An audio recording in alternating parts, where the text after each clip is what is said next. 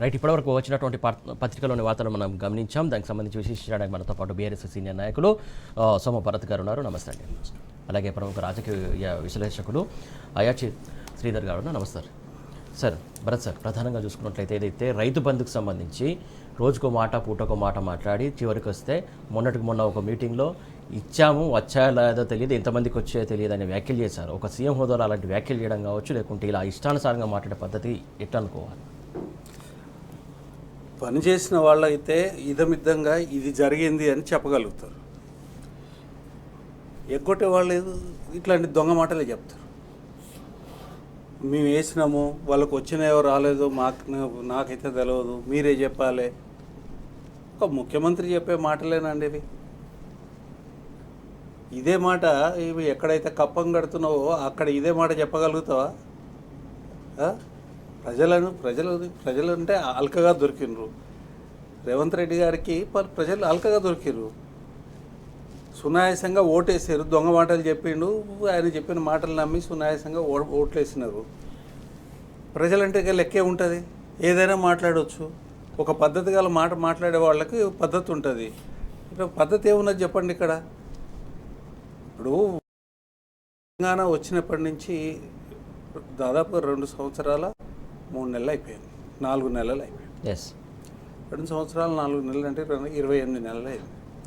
ఈ 28 నెలల్లో 6 నెలలకు ఒక సీజన్ వేసుకున్నా కానీ ఎన్ని సీజన్లు అండి? 4 సీజన్లు అయిపోయి 5వ సీజన్ వచ్చింది. మొట్టమొదటి సీజన్కి పైసలు బీఆర్ఎస్ ప్రభుత్వం కేసీఆర్ గారు 7,600 కోట్లు డిపాజిట్ ఉన్నది. రాగానే కాంగ్రెస్ ప్రభుత్వం దిగమింగింది, ఎక్కడెక్కడికో పంచారు. రైతుల సొమ్ము కొల్లగొట్టారు. రాజ్యాంగబద్ధంగానే ప్రభుత్వంలో ఉన్నారు కదా, ఏది చేసినా చట్టబద్ధమే అవుతుంది. ఓకే, అది దానికి ఎగనామం పెట్టారు. తర్వాత ఎప్పుడు ఇచ్చారండి రైతు బంధు? మొత్తం అంతా దాన్ని ఖండాలుగా చేసి వీళ్ళకి ఇయ్యము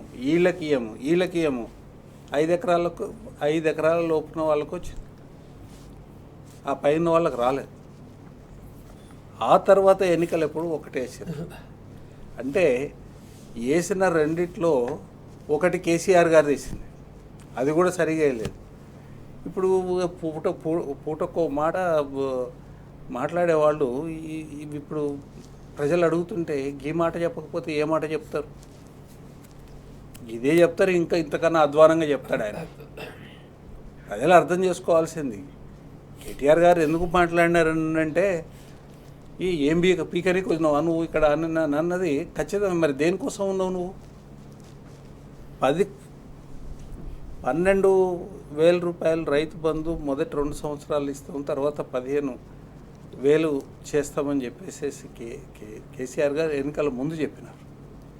మరి తగదనమ్మా అని నువ్వేమో 15,000 ఇస్తానంటివి ఎకరానికి. ఈ 15,000 లేదు, ఉన్న 12,000 కూడా లేదు.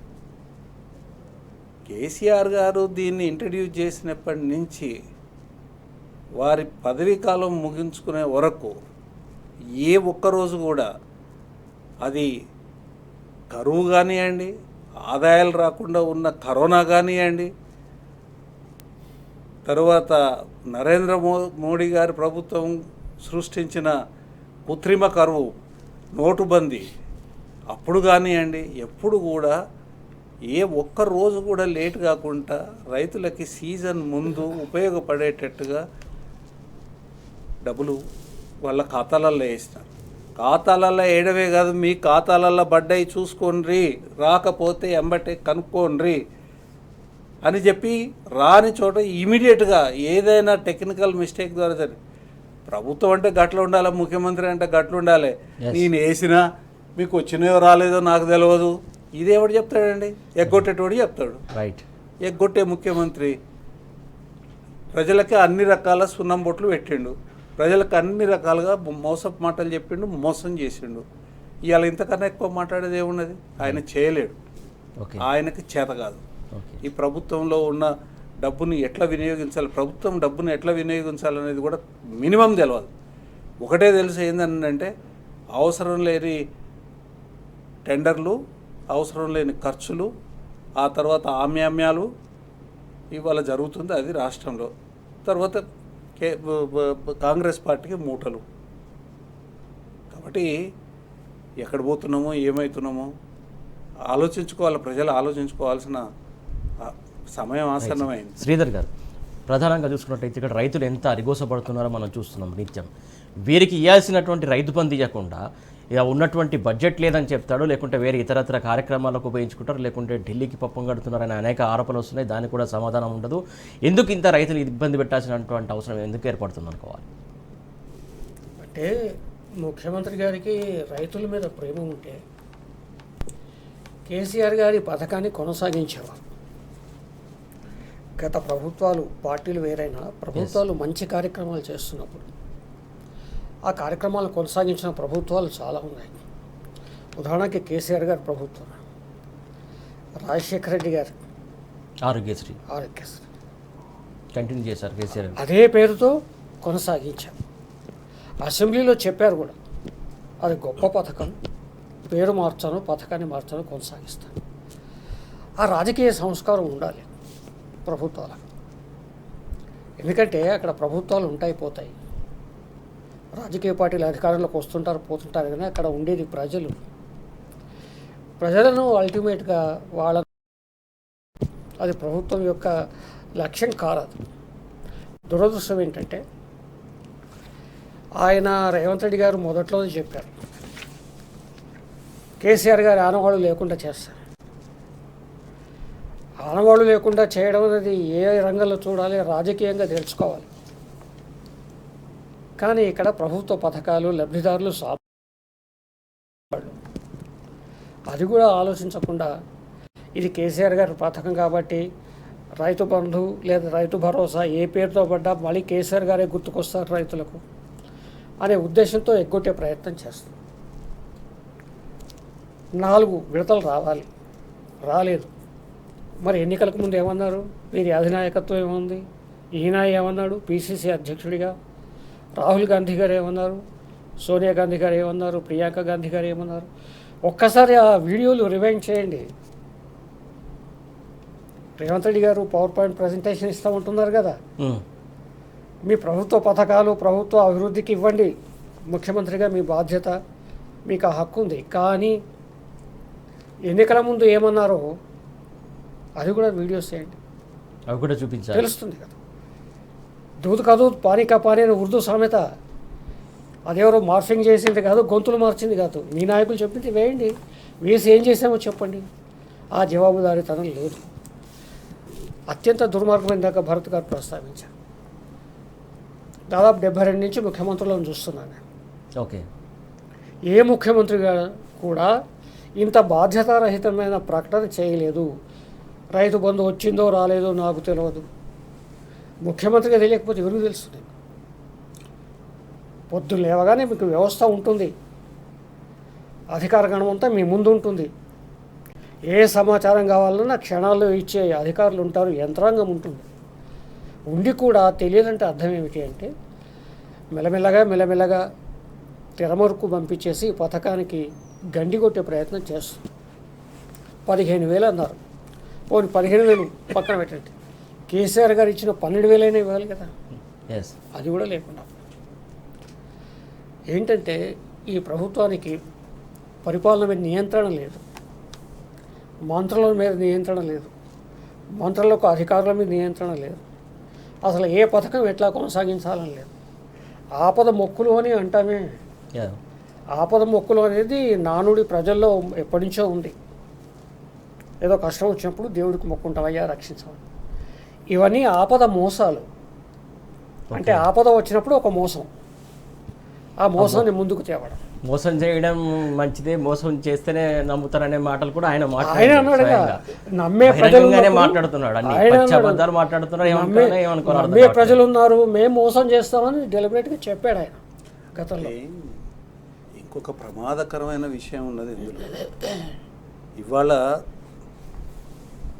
రైతు బంధు పడలేదు అనేది ప్రజలందరికీ తెలిసిన విషయం ఉన్నది, నిలదీస్తున్నారు. ఈ నిలదీసే దాన్ని తప్పించుకునే దానికోసం పడిందో లేదో నాకు తెలియదు, నేనైతే వేసిన అని అంటే ఎవరి మీద నెడుతున్నావు నువ్వు? ఇది ఆయన ప్రభుత్వమే కదా. ఎవరి మీద నెడుతున్నావు అంటే తను మంచోడనే కానీ ఎవడో వేయలేదు ఇట్లాంటి రైట్, ఎవరయ్యా ఏంటి అసలు అనే అంశం గురించి మాట్లాడదాం సార్. మంత్రుల మధ్యలో కూడా ఉన్న విషయాలు చాలా విషయాలు మాట్లాడదాం సార్. భరత్ గారు ఇందాక మాట్లాడుతున్నట్టు ఏదైతే అంటే ఏసాను వచ్చిందో రాలేదనే అంశం చాలా కీలకమైన పాయింట్. ప్రధానంగా దాంట్లో చాలా చాలా అర్థాలు నిగూఢమైనటువంటి అర్థాలు దాగి ఉన్నాయని చెప్పారు. Please continue. అంటే ఇప్పుడు మీరు గమనించండి, ముఖ్యమంత్రి గారు మాట్లాడింది నేను టీవీలో చూసినాను. విషయం ఏంటంటే అనేక వాగ్దానాలు చేసినారు, మోసం చేసే దానికోసమే. అది ఒక సందర్భంగా ఆయన చెప్పినారు కూడా, టీవీ ఇంటర్వ్యూలో చెప్పినాడు, మోసం చేయకపోతే ఓట్లేస్తారు, మోసం చేయాల్సిన అవసరం ఉంటే మోసం చేస్తాం, ఏముంది దాంట్లో అన్నట్టుగా చాలా సాధారణంగా. ఇవాళ ఏంది పరిస్థితి, ఇవాళ జనం నిలదీస్తూ ఉన్నారు, మోసం చేసినావు తప్పు చేసినావు అని నిలదీస్తూ ఉన్నారు. దాంతో ఏమవుతుందంటే ఎప్పుడైతే తప్పు చేసిన వాళ్ళని ప్రజలు నిలదీస్తారో, అది కోర్టు కానివ్వండి ప్రజలు కానివ్వండి, ప్రజా కోర్టులో ఇవాళ ప్రజలు నిలదీస్తూ ఉన్నారు. తప్పించుకునే కార్యక్రమం, తప్పు తన మీద తప్పు జరిగింది వాస్తవమే, కానీ దానికి బాధ్యత నేను కాదు అని వేరే వాళ్ళ మీద నెట్టే కార్యక్రమం ఇది. ఈ మోసం అంటే కొన్నాళ్ళు నడుస్తుంది. ఇదంతా ఎవరు చేస్తారంటే తప్పు చేసిన వాళ్ళు. అది కోర్టులో కానివ్వండి, ఈవెన్ పోలీసులు ఇంట్రాగేషన్ చేసేటప్పుడు కూడా తప్పు చేసిన వాడు గిద్దే పని చేస్తాడు. ఏదైనా నేరంలో పట్టుబడ్డ నేరస్తుడు పోలీసులు ఇంటరాగేట్ చేస్తున్నప్పుడు వాడు ముందుగా ఒప్పుకోడు.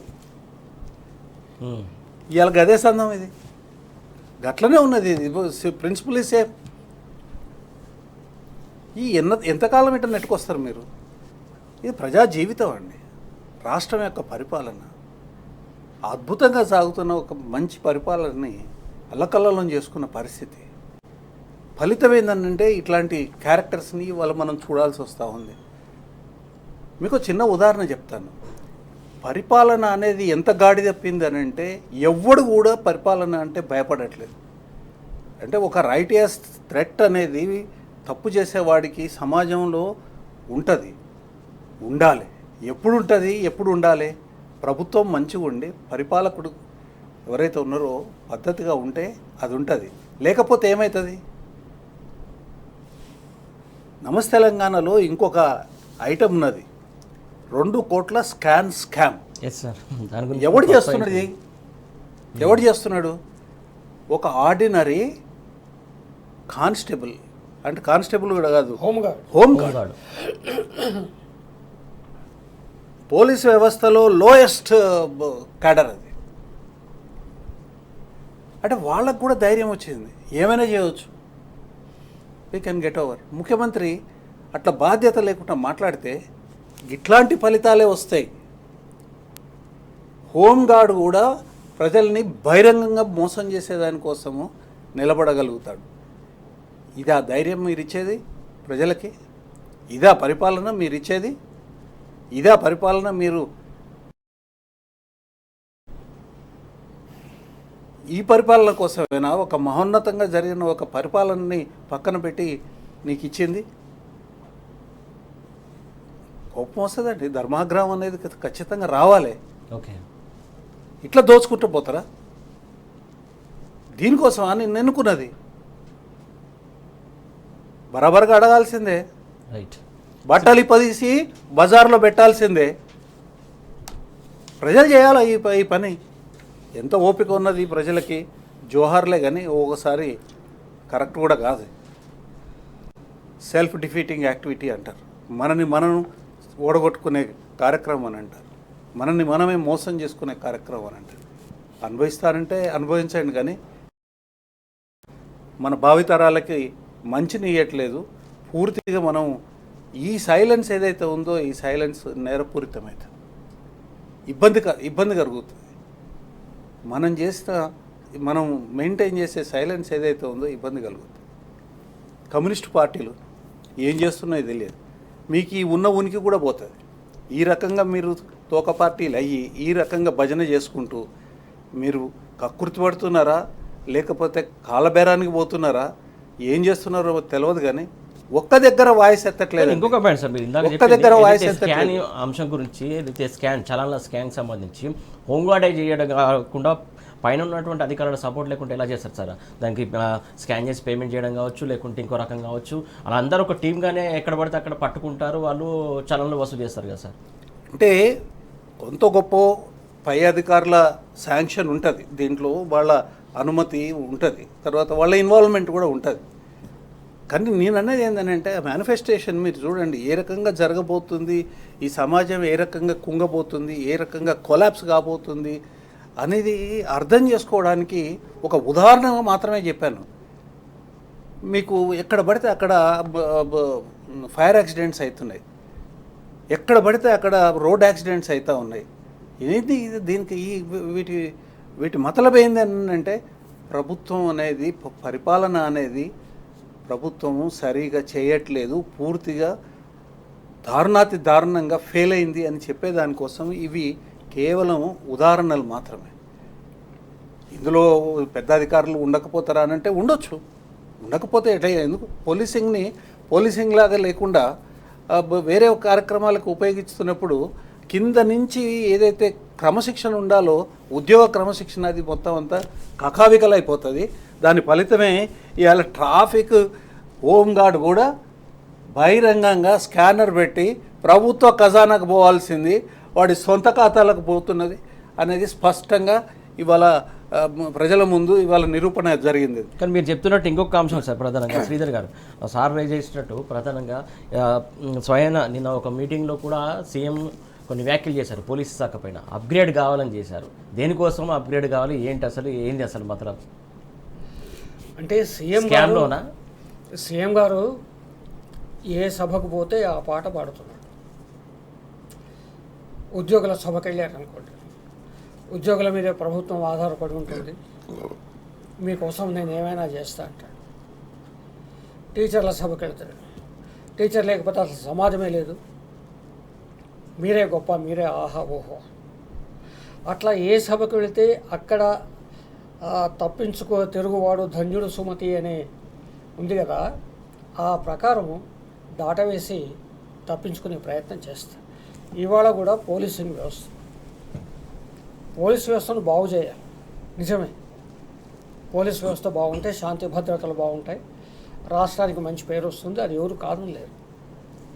కానీ ఒక మాట అన్నారు ఆయన, ఇతరులకు కొంచెం తగ్గించైనా మీకు నేను పెడతాను.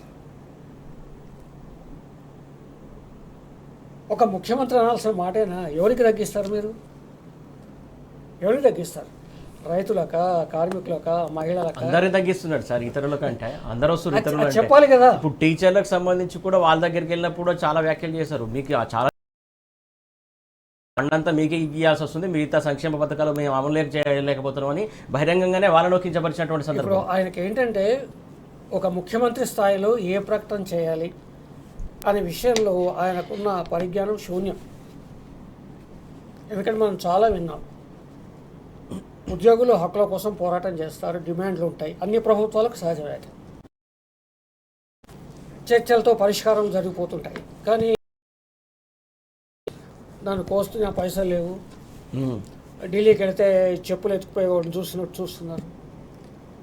ఒక ముఖ్యమంత్రి మాట్లాడే పద్ధతులు అట్లా ఉంటాయి. బాధ్యత స్వీకరించాలి, ఎందుకంటే మీరు ముఖ్యమంత్రి, బరువు బాధ్యత స్వీకరించాలి కదా. చేతులు ఎత్తేయడం కాదు కదా, ఇంటి యజమాని చేతులు ఎత్తేస్తాడా ఎప్పుడైనా? కింద పడి మీద పడి సంసారం నెట్టుకుంటూ పోతాడు.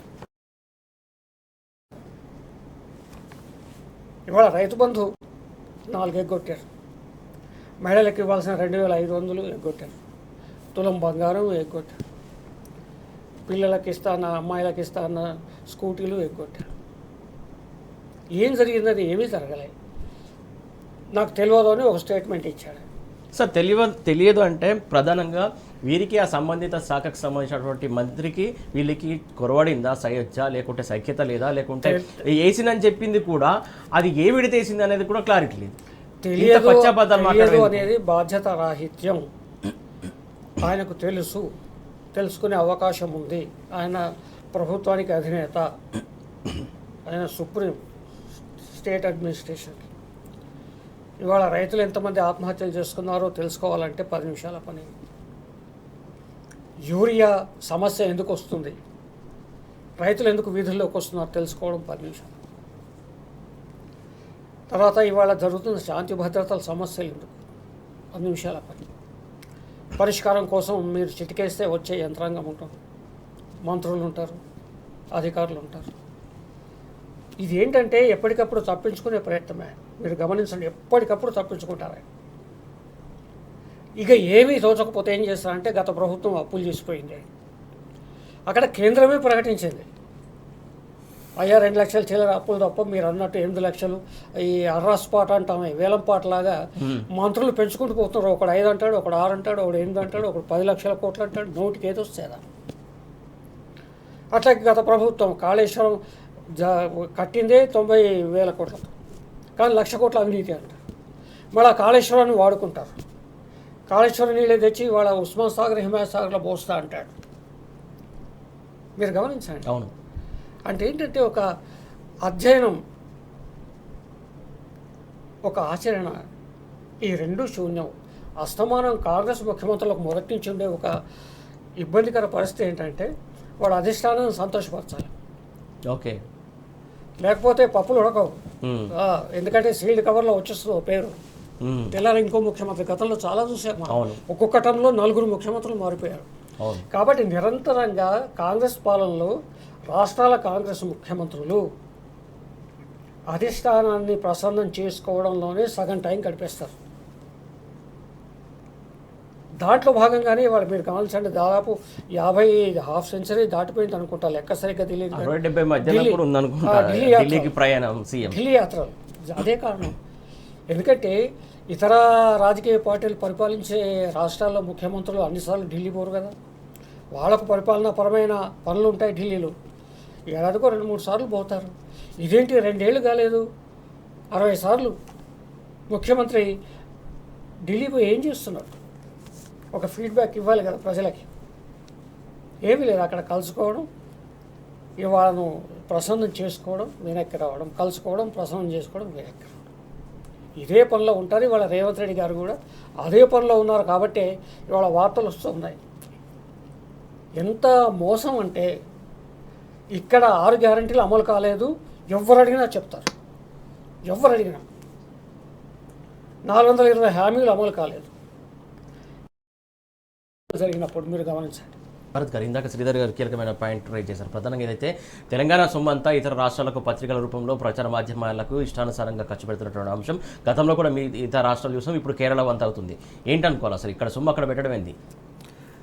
ఇక్కడ సొమ్ము అక్కడ పెట్టడము ప్రభుత్వ సొమ్మునే. ఎస్, అంటే అది కనిపించేదానికి లీగల్గానే ఉంటుంది. కానీ కేరళ రాష్ట్రంలో తెలంగాణ రాష్ట్ర ప్రభుత్వం ఎందుకు ఎన్నికల ముందే తెలంగాణ రాష్ట్ర ప్రభుత్వ ఖర్చుతోని, ప్రజల సొమ్ముతోని ఫుల్ పేజీ అడ్వర్టైజ్మెంట్స్ ఇవ్వాలి? దేనికి ఇవ్వాలి? ఎవరికైనా చిన్నపిల్లగానికైనా అర్థమవుతుంది దానివల్ల ఉపయోగం లేదు.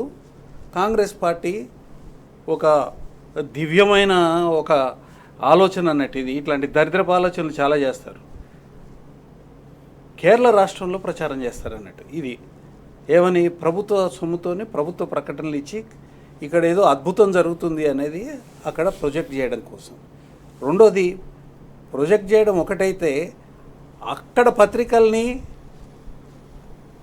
మంచితనం చేసుకునే దానికోసం ఇక్కడ తెలంగాణ ప్రభుత్వం సొమ్ముతోనే అక్కడ పత్రికలకి, అక్కడ ప్రచార మాధ్యమాలకి డబ్బు పంపించి వాళ్ళతోని వాళ్ళ పార్టీకి లబ్ధి పొందే దానికోసం. నువ్వు ఇక్కడేమో రైతు బంధు వేసినామో వేయలేదో తెలియదని అంటావు. తర్వాత సంక్షేమ పథకాలు బరువైనాయి అంటావు. సంక్షేమ పథకాలు బరువు అయినాయని వాగ్దానం చేసేటప్పుడు ఎన్నికల ముందు నీకు సోయలేదా? ఇవాళ ఎట్లా మాట్లాడతావు? ఇవాళ మాట్లాడతావు. ప్రామిస్ చేసి ఓటు గుంజుకొని ఆ తర్వాత అధికారంలో వచ్చి అధికారం ఎలగబెడుతున్నప్పుడు ఈ ఏది సంక్షేమ పథకాలు బరువైనాయనే మాట మాట్లాడడం అంటే ఎవరు మాట్లాడతారండి? నీచ మనస్తత్వం ఉన్న వాళ్ళు మాత్రమే మాట్లాడతారు.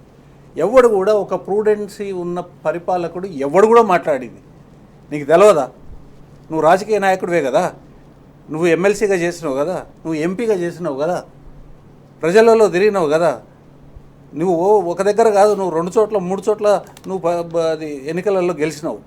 మీకు ప్రజల గురించి పరిపాలన గురించి తర్వాత మాట్లాడాల్సింది ఏంది మాట్లాడకూడదు ఏంది తెలియదా? ఇవాళ ఏంటి అంటే ప్రజల్ని ఎట్లా మోసం చేయాలి, మోసం చేసి అధికారంలోకి వచ్చిన తర్వాత ఎట్లా మభ్యపెట్టాలి, తర్వాత ఒక పక్క నుంచి ఇట్లాంటి మాట్లాడి ఇంకొక పక్క నుంచి వీటి మీద ఒక కమోషన్ క్రియేట్ అవుతుంది. ఈ అంటారు వెనకాల అన్నీ జరుగుతాయి. వెనకాల జరిగేది ఏంటంటే లైవ్ మాటన కాసుల వేట. దీనికి ఏమైనా టెండర్ ఇచ్చిండ్రా? ఇవాళ వందలాది కంపెనీలు ఉన్నాయి లైవ్ మీరు ఏదైనా కాంపిటేటివ్ టెండర్ ఇచ్చినారా? ఇన్వైట్ చేసినారా? ఈ రకంగా మీకు అనేక రకాలుగా దోపిడీ. కానిస్టేబుల్ అదే మన హోంగార్డ్ స్కాన్ చేసి పైసలు వాళ్ళ సొంత అకౌంట్లోకి వేసాడు కానించి మొదలుపెట్టి ఇప్పుడు ఈ లైవ్ మాటన కాసుల వేట ఏదైతే జరుగుతుందో అట్లాంటి ఇది. అది కాకుండా ఈ టెండర్లలో ఎస్కలేషను, పని మొదలు కాకముందే ఎస్కలేషన్ అయిన సందర్భాలు ఎన్నో ఉన్నాయి. ఉన్న టెండర్ తక్కువకు వచ్చిన టెండర్ని రద్దు చేసేసేసి డబల్ చేసి టెండర్ని ఇష్యూ చేసి ప్రభుత్వ సొమ్ము ప్రజల సొమ్ము అక్రమార్కుల ఖాతాలలోకి వెళ్ళిపోయిన సందర్భాలు ఎన్నో ఉన్నాయి. ఇదంతా ఇప్పుడు దీన్నే నేను అనేది ఏంటంటే ఒక పద్ధతి లేదు. ప్రజల కోసం పాలన కాదు ఇది, కొంతమంది కోసం పాలన జరుగుతూ ఉంది. ఘోరాతి ఘోరంగా ఈ రాష్ట్రం యొక్క సంపదని కొలగొట్టుకుపోతూ ఉన్నారు. రాష్ట్రం ఇచ్చిన అధికారాన్ని ఉపయోగించుకొని ఘోరాతి ఘోరంగా కొంతమంది ఆస్తులు పెంచుకుంటూ ఉన్నారు. కాబట్టి ప్రజలు ఆలోచించాల్సిన అవసరం ఉన్నది. దీని మీద ఒక ప్రత్యక్ష కార్యాచరణకి కూడా దిగాల్సిన అవసరం ఉన్నది. లేకపోతే ఇది ఆపకపోతే రేపు పొద్దున ప్రభుత్వం మారినా కానీ ఆ ప్రభుత్వానికి ఎంత కష్టం అంటే దీన్ని సవరించడము చాలా కష్టమైన విషయం. అసలు దేశం ఎన్నడూ కని విని ఎరగని రీతిలో ఇక్కడ దోపిడీ జరుగుతూ ఉన్నది. అది ప్రజాక్షేత్రంలో జరుగుతూ ఉన్నది, ప్రభుత్వం కనుసన్నలలోనే జరుగుతూ ఉంది. ప్రభుత్వాన్ని మిస్యూజ్ చేసుకొని అధికారాన్ని దుర్వినియోగం చేసుకొని ఈ డబ్బుని ఒక దగ్గరికి గుంజుకునే పోయేదానికి కొంతమంది చేతుల్లోకి తీసుకునే కార్యక్రమం నిరాఘాటంగా జరుగుతూ ఉన్నది. ఇప్పుడు ఈ సందర్భంగానే ప్రధానమంత్రి అన్నాడు ఆర్ఆర్ ట్యాక్స్ అని, హోంమంత్రి అన్నాడు అమిత్ షా ఆర్ఆర్ ట్యాక్స్ అని.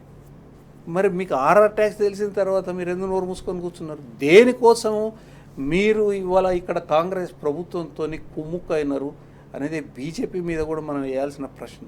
ప్రజలు అర్థం చేసుకోవాల్సింది అంటే నువ్వు చేసిన దాన్ని నేను మాట్లాడను, నేను చేసిన దాన్ని నువ్వు మాట్లాడను. మొత్తం మీద ప్రజల్ని అష్టకష్టాల పాలు చేసేదంటే ఇద్దరు భాగస్వామ్యులు అనేది చెప్పడమే కదా. ఎవడు మాట్లాడు?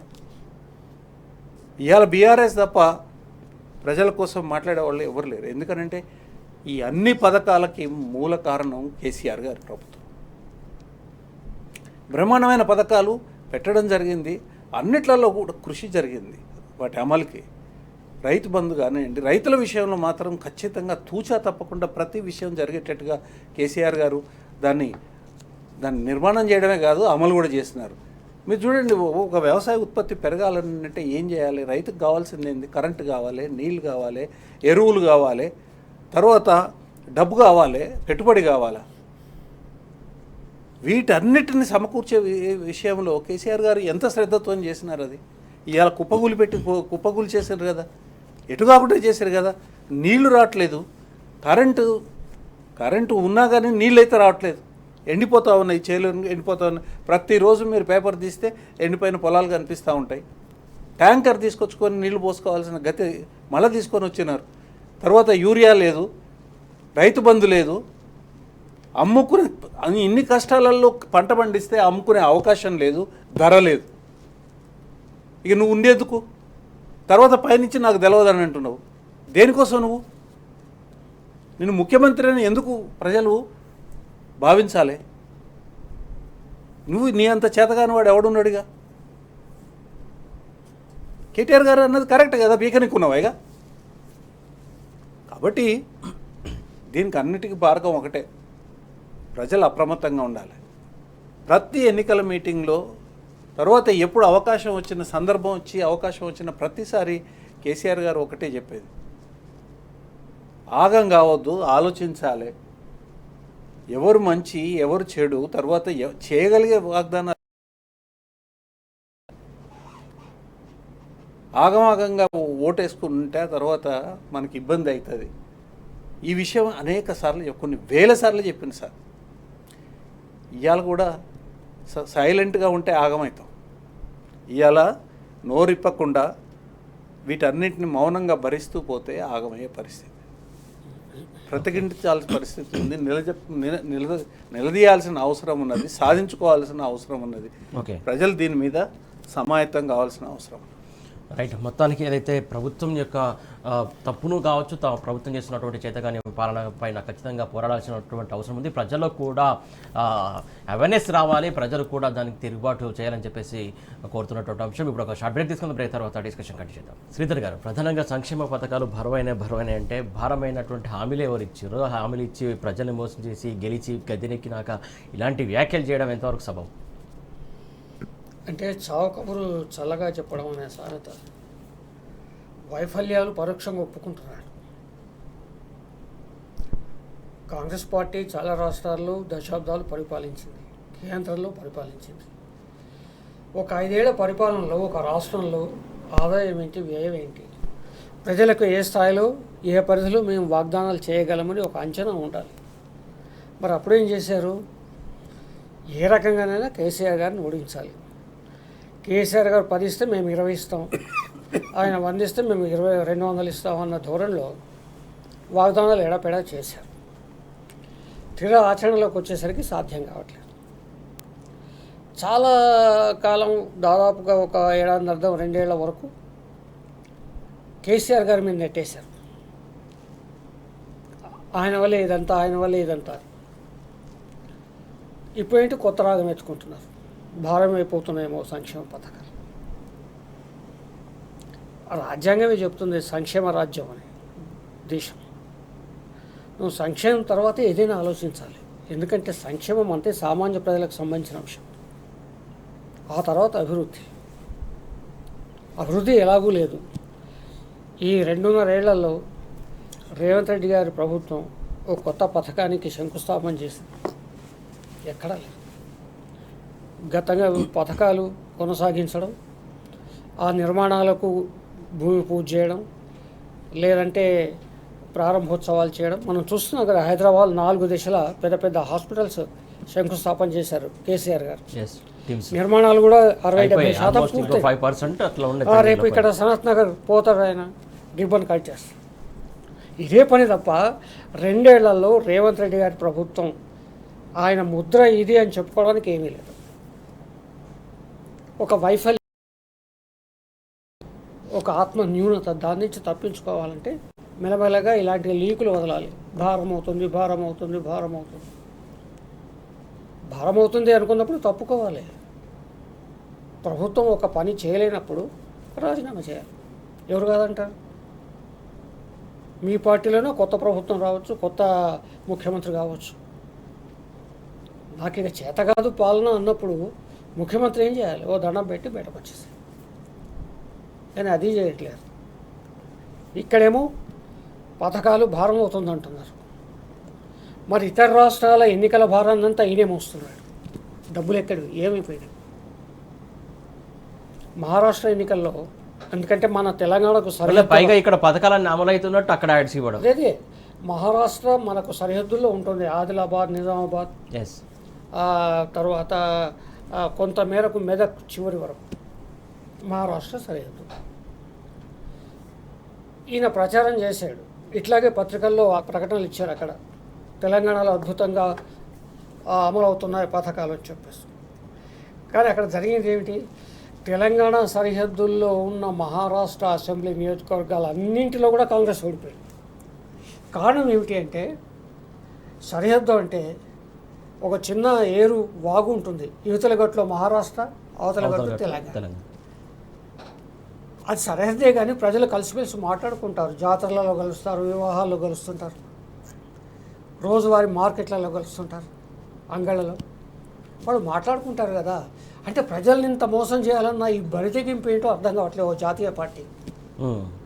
మీరు వైఫల్యాలు ఒప్పుకోండి, లేదంటే ఇతర రాష్ట్రాల్లో మీరు ఆ మోసం చేయడం మానేయండి. కానీ ఒక జాతీయ పార్టీ ఉండి ఇంత 135 ఏళ్ల చరిత్ర అంటారు, అతిరథ మహారథులు పరిపాలించారు మా నాయకులని చెప్తారు కదా, ఇంత దారుణంగా ప్రజల్ని మోసం చేయడం ఇప్పుడు కేరళ ఎన్నికల్లో కూడా ఇవాళ నమస్తే తెలంగాణలో ఆ కట్టింగ్ కూడా వేశారు. Yes, ఆ వచ్చిన మలయాళీ ads. పత్రిక ఫ్రంట్ పేజీ. ఇంత ఇవాళ మీరు వెబ్సైట్ పెడతారా తెలంగాణ ప్రజల్లో? ఇదిగో ఈ 6 పథకాలు అమలు చేసాం, మేము కేరళలో ప్రచారం చేసుకుంటున్నాం, ప్రజలారా మీరు ఓట్లేయండి అవునా కాదా అని పెట్టండి ఒకటి. ఓకే. ఇవాళ సెల్ ఫోన్లో ఎంతసేపు ప్రజలు అందరి దగ్గర ఉంటుంది దాదాపు, ఎస్, నొక్కేస్తారు కదా, అవును. అవును కాదు ఏ బి అంతే. ఆ ధైర్యం ఉందా మీకు? అంటే ఏంటంటే నిస్సిగ్గుగా చాలా దుర్మార్గంగా ప్రజల్ని మోసం చేయడానికి, పోనీ తెలంగాణ ప్రజల్ని ఎట్లాగో మోసం చేశారనుకున్నాం, ఓకే. దేశ ప్రజల్ని కూడా మోసం చేస్తున్నారు. ఓకే. దానికి ఆ పాపం అంతా రేవంత్ రెడ్డి గారు మూట కట్టుకుంటున్నారు రేపు. ఎందుకంటే ఆ రాష్ట్రాలన్నీ తిట్టిపోస్తాయి తెలంగాణని. ఓకే అండి. ఇప్పుడు తెలంగాణ మనం కొట్లాడుకుంటాం, కానీ బయట రాష్ట్రం వాడు తెలంగాణను తిడితే మనం పౌరులుగా మనం బాధపడతాం. రైట్ అండి. అంటే తెలంగాణ ఒకప్పుడు దేశానికి ఆదర్శంగా నిలిచింది అవును. కేసీఆర్ గారి పాలనలో. ఇక్కడి పథకాలు దేశమే అమల్లో పెట్టింది, ఇతర రాష్ట్రాలు అమల్లో పెట్టాయి. అధ్యయనం ఇటువంటి చోట పూలమ్మిన చోట కట్టెలమ్మినట్టు ఇవాళ తెలంగాణ అంటే మోసపూరితమైన ప్రభుత్వం, మోసగాళ్ళు వాళ్ళంతా ఏదో చెప్తారు ఇతర రాష్ట్రాల్లో, కానీ అక్కడ ఏమీ లేదు అని ఇతర రాష్ట్రాల ప్రజలు మాట్లాడుకుంటే ఇక్కడ తెలంగాణకు అవమానకరం కాదు. ఇప్పటికైనా రేవంత్ రెడ్డి గారు స్వచ్ఛంగా ఉండండి. మీరు చాలా చిన్న వయసులోనే మీరు ముఖ్యమంత్రి అయ్యారు, మీకు అరుదైన అవకాశం వచ్చింది. చెప్పండి వైఫల్యాలు, చెప్పండి ప్రజలకి, క్షమాపణ కోరుకోండి, చేసిన మంచేదో చెప్పండి. అంతేగాని ఈ రాష్ట్రాన్ని దారుణంగా మోసం చేసి ఇతర రాష్ట్రాలను కూడా మోసం చేసే ఒక దుర్మార్గమైన కార్యక్రమాలు. రైట్ అండి. ఈ రేవంత్ రెడ్డి గారు ఈయన భుజం మీద పెట్టి తుపాకీ కాల్స్తున్న రాహుల్ గాంధీ గారు, ప్రియాంక గాంధీ గారు ఒక్కసారి జాతీయ పార్టీ ఆలోచించాలి. చాలా దుర్మార్గం. వాళ్ళ పత్రికలను చూశాను. రైట్ అండి. అదేంటి నేను ఇక్కడ పౌరుణ్ణే కదా, ఒక్క పథకం అమలుగా లేదు, అక్కడ బ్రహ్మాండంగా కేరళలో వేసుకున్నారు, ఓకే. అంత బ్రహ్మాండంగా ఉంది. రైట్ అండి. థ్యాంక్ యూ శ్రీధర్ గారు, థ్యాంక్ యూ సో మచ్ అండి. థ్యాంక్ యూ భరత్ గారు, థ్యాంక్ యూ సో మచ్ అండి. చూస్తున్నాం కదా, ఇక్కడ పథకాలు అమలు కాకుండా ఇతర రాష్ట్రాల్లో అమలవుతున్నట్టు యాడ్స్ ఇవ్వడం, అక్కడ ప్రచారాన్ని మోసం చేస్తున్నారు, ఇక్కడ తెలంగాణ సమాజాన్ని కూడా మోసం చేస్తున్నారు. ఏదైతే తెలంగాణ నెంబర్ 1గా ఉన్నటువంటి గతంలో ఉన్నటువంటి నేపథ్యంలో ఇప్పుడు ఇలా తెలంగాణను అవమానపరిచే రీతిగా ఇలా కాంగ్రెస్ సర్కార్ చేయడం చాలా విడ్డూరంగా ఉంది. అది మానుకోవాలని చెప్పేసి వీరు కోరుతున్నటువంటి అంశం. ఇది ఇవాళ వార్తల వాస్తవాలు. Keep watching TV news.